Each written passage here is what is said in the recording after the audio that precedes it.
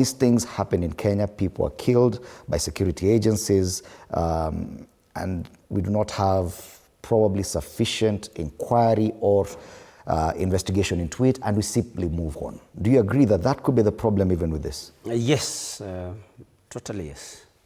And under no regime should the police be allowed to kill with abandon, especially when it's about demonstrators. And I don't know why it is so hard for us to just understand the basics in law, that if the police find anybody breaking the law, destroying property, the police are trained to be able to arrest such a person.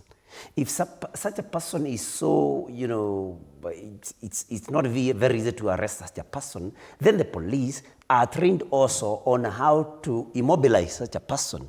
Because the thing is, there should be no justice executed by the police, directly. I mean, it should only be through a court of law. So it doesn't matter that somebody is maybe destroying property. I don't think there is anywhere, there is any place for the police to shoot dead any person, whether they are destroying property or whatever they are doing. The police are trained. They should be able to arrest whoever that it is, and take them to court so that the justice now then may be served through our justice, system, which is the courts. And so under no regime, and we are not just talking about the police because they are under Ruto. All we are saying is that Ruto is managing this particular service and using it for his political ends. That is the problem we have. And then we are not talking about the demos that happened those many years back.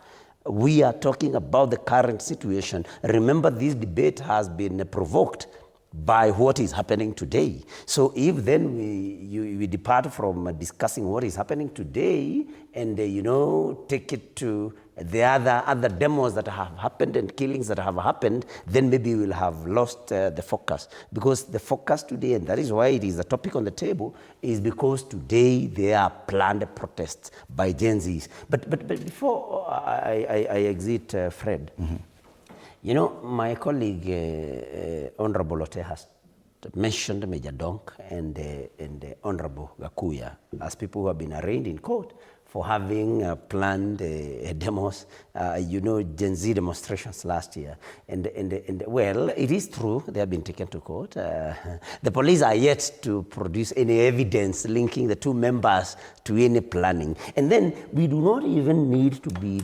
too smart or too bright to know that these are just charges that have been concocted somewhere to show that it was planned by Rigathi Gachagua. If you listen to Honorable Lotte saying that these two are linked to somebody, the somebody he's referring to is His Excellency Rigathi Gachagua, and I'm also linked to him, and that's not a secret. But Lotte, surely, are you telling me that Meja Donk and Gakuya planned the demos in Kisumu, in Nairobi, in Mombasa, in Nakuru, even in Mandera, in the whole country, and the NIS did not know that they were planning these, and they should have been able to avert these? So I think it's just a convenient, argument by Honorable Lotte, but deep down himself, he knows that Meja Donk and Gakuya did not plan this. In fact, they had no capacity to plan this, even if they had wanted to plan it.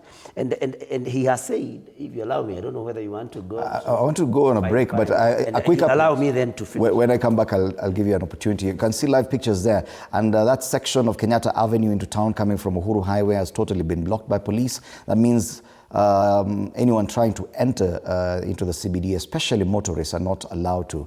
At least pedestrians, we can see quite a number on foot, could access the CBD, and even matatus are not allowed to use that route, at least not from the side of Kenyatta Avenue. It's much easier from the eastern side of town to get into town, but into the CBD, city center. But even our vehicle, the one that's still roaming through the streets of Nairobi city, has not been allowed to enter. Let's take a short break. We'll be back to continue with this conversation.